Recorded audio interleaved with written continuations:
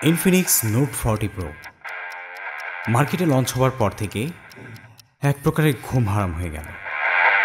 120 Hz bezel-less curved display, 70 watt fast charging and portable battery with wireless charging technology,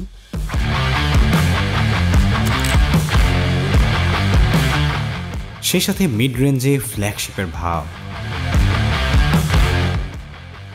আরে বাস,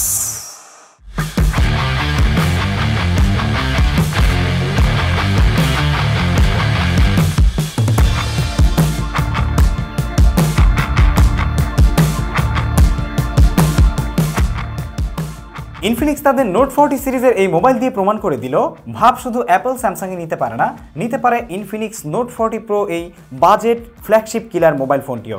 সুপ্রিয় দর্শক, এই mobile ফোনটি এমন কিছু নতুন টেকনোলজি নিয়ে হাজির হয়েছে যে কারণে আমি বলতে চাই ইনফিনিক্সের এটি একটি revolutionary series of note 40। Exactly আমার হাতে আপনারা যেই ভ্যারিয়েন্টটি দেখতে পাচ্ছেন এটা হচ্ছে 12/256 GB ভিন্টেজ গ্রিন কালারের। এটা আরও একটি কালার রয়েছে, সেটা হচ্ছে gold colour, but I think vintage green is smarter. এটাকে আমি কেন ইনফিনিক্সের রেভলিউশনারি মোবাইল ফোন বলছি জানেন? তার কারণ হচ্ছে এটাতে চার্জিংয়ে এত দুর্দান্ত ফোকাস করা হয়েছে নতুন করে, যেটা সত্যিকার অর্থেই যে কারো মন কেড়ে নিবে। সুপ্রিয় দর্শক, এই মোবাইল ফোনটিতে ব্যাটারিতে ইউজ করা হয়েছে 5000 mAh এর ব্যাটারি, সেই সাথে এটার যে ওয়্যার্ড চার্জিং অ্যাডাপ্টার এটা হচ্ছে 70 ওয়াটের। এটা দিয়ে আপনি 70 ওয়াটে ফাস্ট চার্জিং করতে পারবেন। এখানেই যদি শেষ হতো কথা তাহলেও হতো। শুধু তাই নয়, রয়েছে একটা ওয়্যারলেস পাওয়ার ব্যাংক, যেটার মাধ্যমে আপনি সরাসরি আপনার মোবাইল ফোনকে ওয়্যারলেসলি চার্জ করতে পারবেন আপ টু 18 ওয়াট। এবং সেই সাথে শুধু তাই নয়, এটা দিয়ে আপনি যেই চার্জার দিয়ে চার্জ করতে পারবেন আপনার মোবাইল ফোন দিয়ে, সেই কেবল দিয়েই কিন্তু এই পাওয়ার ব্যাংকটাকে আপনি সরাসরি চার্জে লাগিয়ে চার্জ করতে পারবেন। বাট তখন আপনি এটার যেই পাওয়ার আউটপুট পাবেন সেটা হচ্ছে 5 to 7.5 ওয়াট। সুপ্রিয় দর্শক, নিশ্চয়ই বুঝতে পারছেন যে নতুন এই রেভলিউশনারি ফোনটা আপনাকে কোন দিকে সবার আগে ফোকাস করেছে। তার মানে এটা ব্যাটারিতে দিয়েছে নতুনত্ব, সেই সাথে রয়েছে এটার বাইপাস টেকনোলজি, যেটা আপনি যখন কোনো ভিডিও দেখবেন বা গেমিং খেলবেন তখন আপনার মোবাইল ফোনকে আপনি যদি চার্জ করেন তাহলে সেটা সরাসরি আপনার ব্যাটারিকে হিট না করে আপনার মাদারবোর্ডে পাওয়ার সোর্স দিবে। এতে করে আপনার মোবাইলের বা আপনার ব্যাটারির দুটিরই ডিউরেবিলিটি কিন্তু অনেকটাই বাড়িয়ে দিবে। এছাড়াও রয়েছে overnight AI smart charging technology. তার মানে আমরা কিন্তু রাতে মোবাইল ফোন চার্জ দিয়ে ঘুমাই, কিন্তু যদি এমনটা হয় আপনার মোবাইল ফোন যতটুকু চার্জ হওয়া দরকার ততটুকু চার্জ হওয়ার পর সেটার পাওয়ার সোর্সকে ডিসচার্জ করে দেয়, তাহলে কেমন হয়? এক্স্যাক্টলি সেটাও রয়েছে এই মোবাইল ফোনে। দ্যাট মিন্স এই মোবাইল ফোনটি পাওয়ার এবং ব্যাটারি সেই সাথে চার্জিং টেকনোলজিতে এমন কিছু এনেছে যেটা অ্যান্ড্রয়েড দুনিয়ায় আমার মনে হচ্ছে খুবই রেয়ার। সুপ্রিয় দর্শক, এবার চলে যাচ্ছি আমরা এই মোবাইল ফোনের সেকেন্ড যে আকর্ষণ বা অ্যাট্রাকশন, সেটা হচ্ছে ডিজাইন অ্যান্ড ডিসপ্লে। এই মোবাইল ফোনটির ডিজাইন আমরা দেখতে পাচ্ছি যে খুবই স্লিম একটি ডিজাইন করা হয়েছে, এবং এতক্ষণ আপনারা আমার হাতে মোবাইল ফোনটিকে একটি কাভার সহ দেখতে পেয়েছেন, এবং this is the most beautiful cover I have ever seen in the market on smartphone covers. So এই কাভারটি শুধুমাত্র একটি কাভার নয়, এই কাভার লাগিয়ে আপনি কিন্তু সরাসরি আপনার মোবাইল ফোনে যদি আপনি ওয়্যারলেসলি চার্জ করতে চান তারপরেও কিন্তু চার্জ করতে পারবেন, কিন্তু চার্জ ডেফিনেটলি আমি আপনাকে বলবো কাভার লাগিয়েই করবেন। কারণ হচ্ছে আপনার মোবাইল ফোনে যখন কাভার থাকবে না তখন কিন্তু আপনার যে এই ম্যাগ পাওয়ারটি রয়েছে, এই ম্যাগ পাওয়ার বা পাওয়ার ব্যাংকটি এখানে স্ন্যাপ হবে না প্রপারলি। ঠিক আছে, থাকবে, চার্জ হবে, কিন্তু স্ন্যাপ প্রপারলি হবে না। বাট আপনি যদি এই কাভারটি লাগিয়ে তারপরে স্ন্যাপ করেন তাহলে কিন্তু আপনার এই মোবাইল ফোনটি একদম প্রপারলি স্ন্যাপ হয়ে থাকবে আপনার এই ওয়্যারলেস ম্যাক পাওয়ারের সাথে। সুপ্রিয় দর্শক, আমাদের হাতে আছে ইনফিনিক্সের note 40 pro mobile phone, but ইনফিনিক্সের নোট 40 মোবাইলও কিন্তু মার্কেটে এসেছে, যেটার সাথে আপনি যদিও এই ম্যাক পাওয়ারটি পাবেন না, কিন্তু ওয়্যারলেস চার্জিং টেকনোলজি কিন্তু রয়েছেই। সেখানে আপনি পেয়ে যাবেন ম্যাক প্যাড, যেটা দিয়েও আপনি কিন্তু ওয়্যারলেসলি চার্জ করতে পারবেন আপনার ইনফিনিক্স নোট 40কে। ইনফিনিক্স নোট 40 এবং ইনফিনিক্স নোট 40 প্রো এই দুটির মোবাইল ফোনের প্রাইস কেমন এটা নিশ্চয়ই আপনার মনে ঘুরঘুর করছে। অন্য কিছু জানানোর আগে চলুন এবার এটার প্রাইস জানিয়ে আমরা সরাসরি চলে যাব এটার ডিসপ্লেতে। এটার প্রাইস হচ্ছে ইনফিনিক্স নোট 40 প্রো আপনি যদি ক্রয় করেন তাহলে 12/256 GB, যেটা আমার হাতে এই মুহূর্তে রয়েছে, এটা কিনলে আপনার প্রাইস পড়বে 34,999 টাকা। আর এই নোট 40 প্রোটি যদি আপনি 8/256 জিবির ভেরিয়েন্ট নিতে চান তাহলে প্রাইস পড়বে 30,999 টাকা।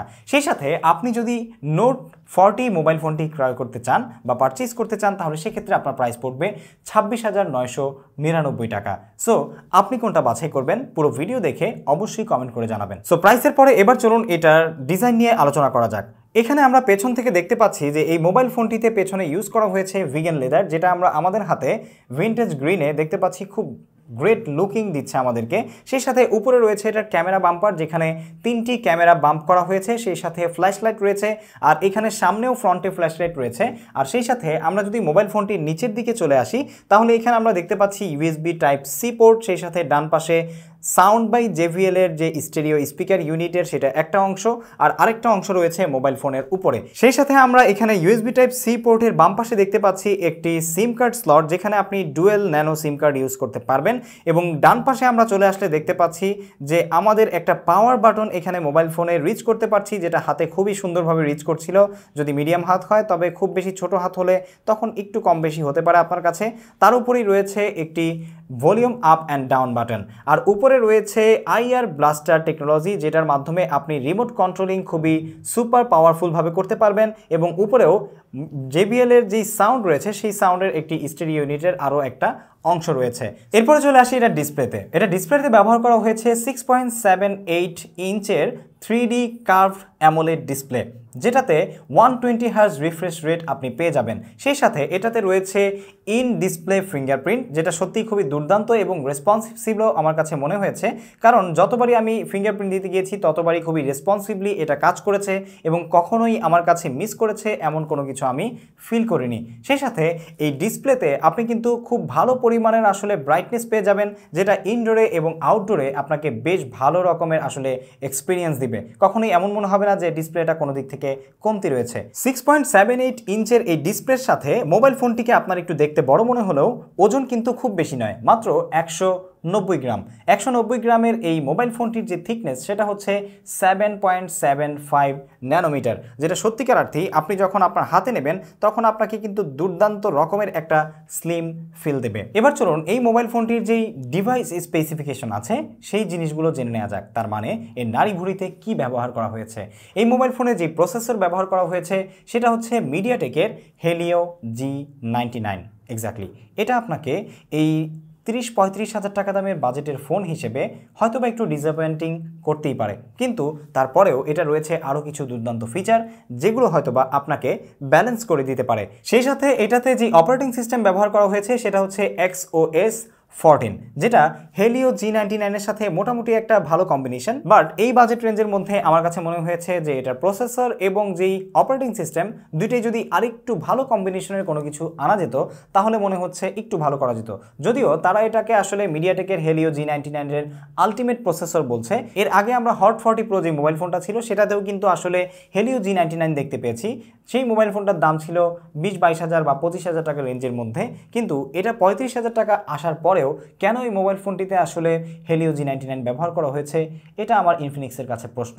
বাই দ্য ওয়ে, তারপরেও এখানে খুশির খবর রয়েছে, সেটা হচ্ছে XOS 14 এর সাথে আপনি কিন্তু 2 ইয়ার্সের আপডেট পেয়ে যাচ্ছেন, যেটা আপনাকে 2 বছরের জন্য অ্যান্ড্রয়েড আপডেটের একটা মানে খুব ব্যালেন্স অবস্থান তৈরি করে দিবে, যেটা আসলে অন্যান্য মোবাইল ফোনে সাধারণত দেখা যায় না। এটা থাকা কিন্তু সত্যিকার অর্থে একটা পজিটিভ দিক। সেই সাথে আপনি 36 মাসের সিকিউরিটি প্যাচ পেয়ে যাবেন। এটাও কিন্তু খুবই দুর্দান্ত লেভেলের একটা আপডেট বা এই মোবাইল ফোনের জন্য একটা পজিটিভ সাইড বলে আমি মনে করছি। এবার চলে আসি এই মোবাইল ফোনটির আরও গুরুত্বপূর্ণ একটি জিনিসে, আর সেটা হচ্ছে আপনারা যারা মোবাইল ফোন কিনেন তারা ডেফিনেটলি সেই মোবাইলের ক্যামেরাটা কেমন সেটা জানতে চান। এবার আমরা ক্যামেরা নিয়ে আলোচনা করব। এই মোবাইল ফোনে রেয়ার ক্যামেরায় ব্যবহার করা হয়েছে 108 মেগাপিক্সেলের একটি সেন্সর, কিন্তু দুঃখের বিষয় হচ্ছে এখানে কোনো আলট্রা ওয়াইড শুটার নেই, যেটা আসলে এই 30-35 হাজার টাকা বাজেটের মধ্যে আমার মনে হয় যে একটা ডিসঅ্যাপয়েন্টিং ব্যাপার। সো তারপরেও এখানে আপনি যে ছবিগুলো পাবেন সেগুলো খুব বেশি হতাশ করবে না আপনাকে, কিন্তু এখানে সেই সাথে দুইটা এক্সট্রা ক্যামেরা ইউজ করা হয়েছে, যেটা আমার কাছে ইউজলেস মনে হয়েছে। আমার কাছে মনে হচ্ছিল যে যদি এই ইউজলেস দুইটি ক্যামেরা ব্যবহার না করে একটা আলট্রা ওয়াইড শুটার ইউজ করে আরেকটা হচ্ছে এআই ক্যামেরা দেওয়া যেত, তাহলে আমার কাছে মনে হচ্ছে একটু বেটার ফিল আপনি হয়তো বা করতেন এই 30-35 হাজার টাকা বাজেটের একটি মোবাইল ফোন হাতে নিয়ে।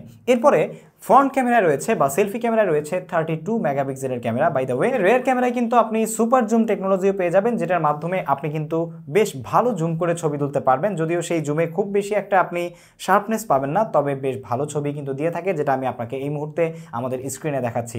চলুন এবার কিছু আমি এটার ফুটেজ বা ছবি আপনাদেরকে দেখাচ্ছি, যেগুলো দেখলে আপনি বুঝতে পারবেন যে এই মোবাইল ফোনটি আসলে কী রকমের ছবি ক্যাপচার করতে পারে এবং সেই সাথে কেমন ভিডিও ক্যাপচার করতে পারে। এই মোবাইল ফোনটি দিয়ে আমরা কিছু আসলে পোর্ট্রেট, তারপরে হচ্ছে নর্মাল ছবি, কিছু এআই ছবি তুলেছি, যেগুলো আসলে এরকমের আসলে শার্পনেস দিচ্ছিল। এখানে কিছুটা আপনি শার্পনেসের কমতি পেলেও স্যাচুরেশন মোটামুটি বেশ ভালোই ছিল। তবে নাইট মুডে অথবা কম আলোতে আপনি ছবি তুলতে গেলে একটু হতাশ হতেই পারেন, কিন্তু যেখানে আলো ভালো আছে এবং স্যাচুরেটেড কালার্সের কম্বিনেশন ভালো থাকে সেখানে কিন্তু আপনি বেশ ভালো ছবি তুলতে পারবেন। সেলফি ক্যামেরা এটা আমাকে খুব বেশি একটা হতাশ করেনি, বেশ মোটামুটি ভালোই ছবি তুলছিল। তবে এক্ষেত্রেও যদি আপনি আলো যেখানে কমতি রয়েছে সেখানে ছবি তুললে একটু হতাশ আপনি হতে পারেন। ভিডিও করতে গেলে আপনি যে সমস্ত এক্সপিরিয়েন্স নিতে পারবেন সেটা হচ্ছে 2K তে ফুটেজ রেকর্ড করতে পারবেন আপনার ভিডিওগ্রাফিতে, আর সেখানে কিন্তু কোনো প্রকারের আপনি স্টেবিলাইজেশন পাবেন না। বাট আপনি যখন 1080p তে রেকর্ড করবেন তখন কিন্তু তারা ক্লেম করছে যে একটা স্টেবিলাইজেশন পাবেন, বাট এটা কতটুকু অ্যাপ্রোপ্রিয়েট আপনারা আমাদের ভিডিও দেখে জাস্টিফাই করে নিতেই পারেন। সো আশা করছি আপনারা বুঝতে পেরেছেন যে এটা ছবি আসলে কেমন তোলে, ভিডিও কেমন দেয়, তার সব কিছুই আমি দেখিয়েছি এবং ভিডিও শুরুতেও আপনাদেরকে আমি এটার একটা ভিডিওর স্যাম্পল দেখিয়েছি। সেটা দেখলে আপনারা নিশ্চয়ই বুঝতে পারবেন যে এটা আসলে কেমন ভিডিওগ্রাফি প্রোভাইড করতে পারবে। বাই দ্য ওয়ে সেই ভিডিওটি কিন্তু ফিল্ম যেই অপশন আছে বা টেকনোলজি আছে সেটা দিয়ে আমরা শ্যুট করেছি। এখন চলে আসি এই মোবাইল ফোনটি আসলে গেমারদের জন্য কেমন পারফর্ম করতে পারবে। এই মোবাইল ফোনটি গেমারদের জন্য আমার কাছে মনে হচ্ছে বেশ ভালো এবং যথাযথ একটি ডিভাইস, মিড রেঞ্জের মধ্যে, খুব বেশি হাই পাওয়ারফুল কোনো কিছু না, আবার একদম ফেলে দেওয়ার মতোও না। তার কারণ হচ্ছে আমাদের টিম মেম্বার মুসা এটা দিয়ে সারা দিন গেম খেলার পরেও কিন্তু এই মোবাইল ফোনটিতে কোনো রকমের আমরা হিটিং ইস্যু পাইনি। আমরা এই বাই দ্য ওয়ে এটাতে রয়েছে কর্নিং গরিলা গ্লাস 5, যার কারণে এই মুহূর্তে আমার হাত থেকে পড়ে গেছিল, কিছু হয় নাই। যাই হোক, যেটা বলছিলাম, এটাতে আমরা কল অফ ডিউটি, পাবজি সহ আরও নানান প্রকারের গেমস খেলেছি, কোনো প্রকারের হিটিং ইস্যু, তারপর হচ্ছে ফ্রেম ড্রপস বা ল্যাগস আমরা কিন্তু পাইনি। তবে অনেকেই বলছে যে আসলে অনেকে ফ্রেম ড্রপ পাচ্ছে। তারপর হচ্ছে মিড লেভেলের যে রেজুলেশন আছে, একদম হায়ার রেজুলেশনে না খেলে মিড রেজুলেশনে খেললে নাকি ভালো হয়, বাট আমরা কিন্তু এই ধরনের কোনো প্রকারের আসলে এক্সপেক্টিং ইস্যু পাইনি, যেটা আসলে তারা পেয়েছে।